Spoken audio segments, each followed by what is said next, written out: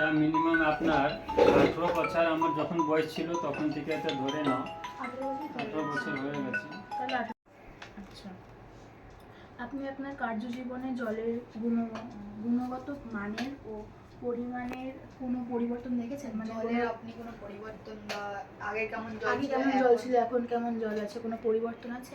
আগে থেকে বেটার আছে এখন। এখন যে আছে আগে থেকে অনেক বেটার আছে। জলের ট্যাঙ্কগুলো আগে বহুত খারাপ ছিল, এখন চেঞ্জ করা হয়েছে। তো জলের প্রেসার একটু ভালো আছে, অনেক ভালো।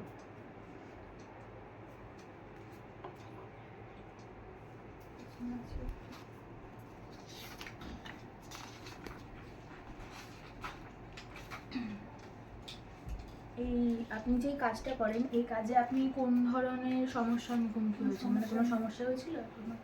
18 বছর ধরে যে কাজ করছেন। সমস্যা তো এমনি বললে তো সব জায়গায় তো সমস্যা হয়, অল্প অল্প তো হবেই।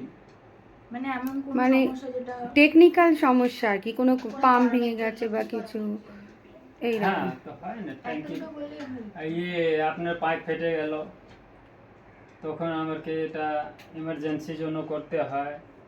আর পাম্প খারাপ হয়ে যায় তখন করতে হয়। কল কার ঘরে যদি ভেঙে যায় ইমার্জেন্সি, ওগুলো এই ইমার্জেন্সি আছে। কল যে আমার আছে লাইনের, ওই ইমার্জেন্সি